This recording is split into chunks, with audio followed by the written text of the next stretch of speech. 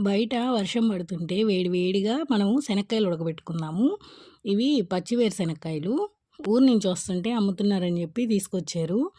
ఇంకా క్వాంటిటీ విషయానికొస్తే రేట్ ఎక్కువ తీసుకున్నారు గానీ, క్వాంటిటీ తక్కువే తీసుకున్నారు. ఇంకా వాళ్ళు డిమాండ్ చేసినట్టుగానే ఇవ్వాల్సొచ్చింది. కాస్ట్ అయితే మనం అడిగినట్టు వాళ్ళు ఇవ్వలేదు. ఇంక తక్కువే అనిపించినా కూడా ఇంక తీసుకున్నాము. ఎందుకంటే మనకి రేర్‌గా దొరుకుతాయి కాబట్టి. ఇంక బయటేమో బాగా వర్షం పడుతుంది. వేడి వేడిగా ఇప్పుడు మనము ఈ వేరుశెనక్కాయలని ఉడకబెట్టుకుందాము. ఫస్ట్ క్లీన్ చేసుకోవాలి కదా!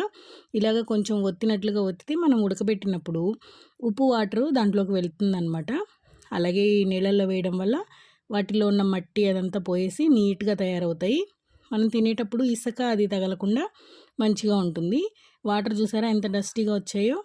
క్లీన్ చేసుకునిన తర్వాత కుక్కర్‌లో వేసేసి కొంచెం ఉప్పు వేసి ఒక 2 విజిల్స్ వేస్తే సరిపోతుంది. వేడి వేడిగా బావుంటాయి.